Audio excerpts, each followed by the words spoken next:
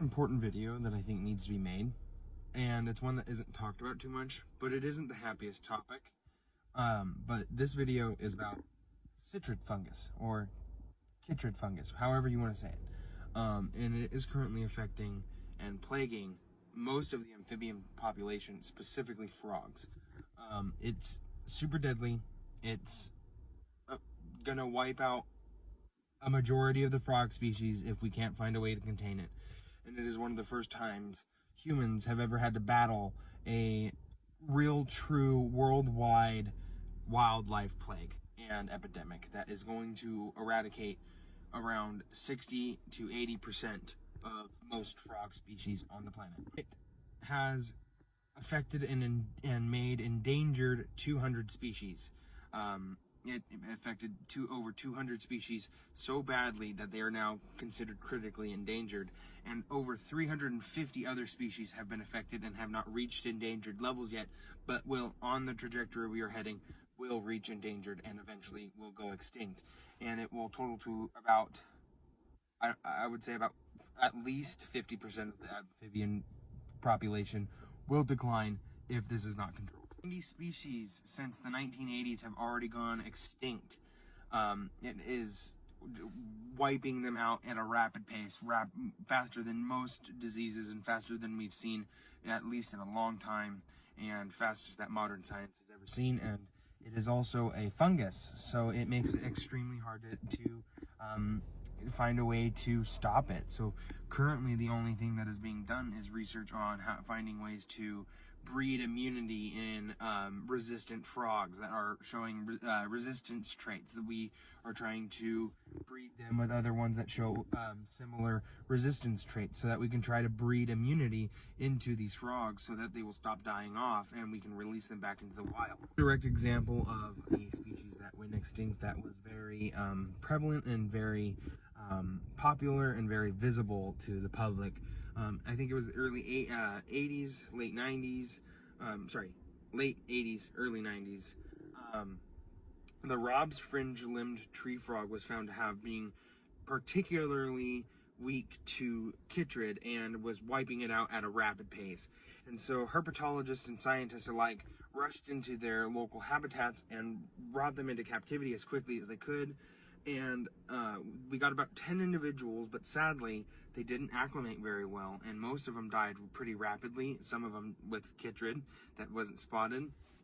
And the two remaining that were at the end of that period were males, so there was no chance of saving the species.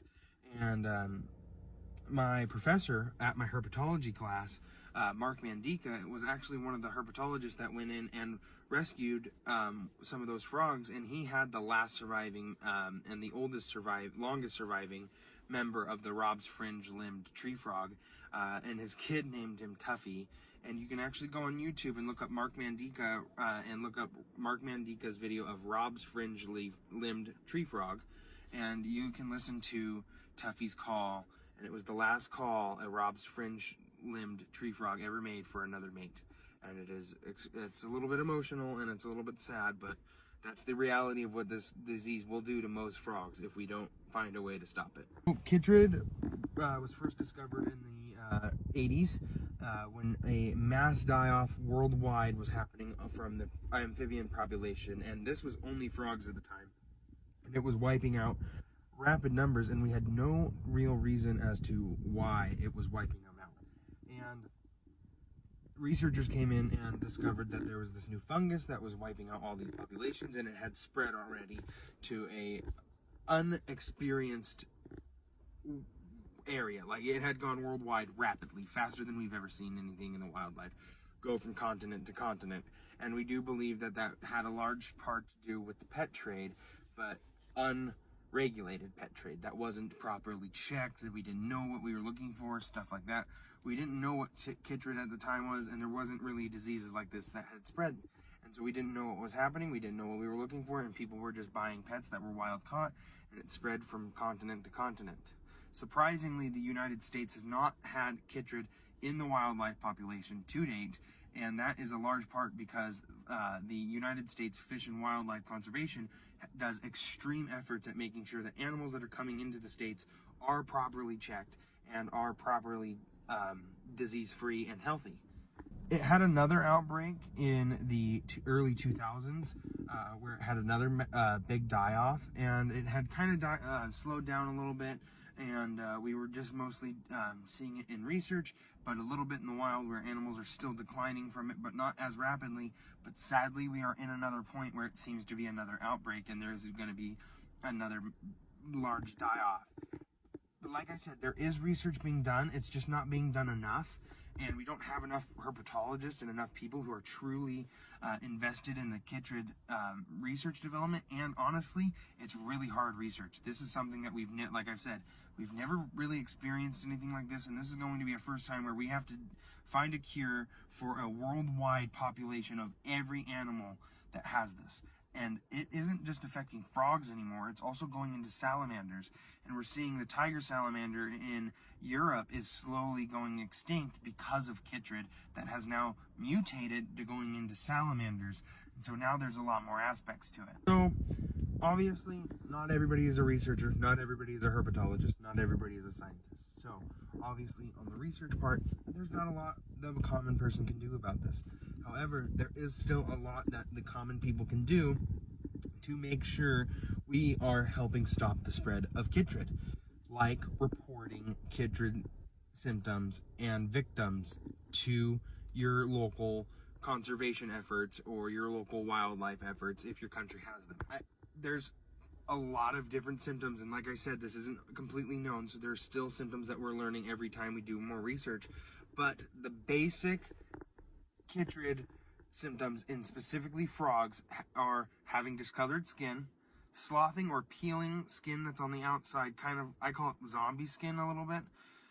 It can be completely different from on their feet to their bellies. It can look different, but roughness and dryness, and it can be hard to spot their skin irritations a lot, but like that skin sloughing and peeling, that's going to be pretty obvious. To be very, very lethargic, and they will not protect themselves in any way. So if you see a frog that's really lethargic and it seems like it's calm or friendly, and it has these other symptoms, there's a good chance that it has Chytrid.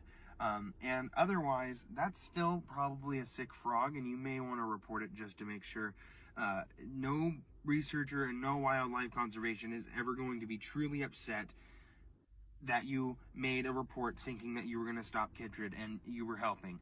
And if they are, they're a bad conservation effort. Another thing that is a big sign, and it's also other symptoms of other sicknesses, so it's hard to say that this is Chytrid in and of itself, but is it won't eat, and they are going to just be sluggish. If they are moving, they're going to be moving funny. They might kind of walk like they're just not walking right. If it's a frog, it might walk and not hop. Things like that. It's like I said, this is going to be hard to spot, but truly, if you see something weird with a frog and you think it might be Chytrid, just report it just to be safe. This is going to eradicate a huge majority of frogs if it's not taken care of. And already huge amounts of frog populations have declined from Chytrid and from plenty of other, especially human factors that are occurring in the world. And so if we can combat this, we can start to combat other things. And I think that this is something that needs to be talked about just a little bit more, despite it not being the happiest topic. There are lots of species that are being saved in captivity from Chytrid, and that is because keepers like you guys who are doing proper care are making sure that your frogs are healthy and making sure that this fungus isn't able to reach your population, and you're buying from reputable breeders.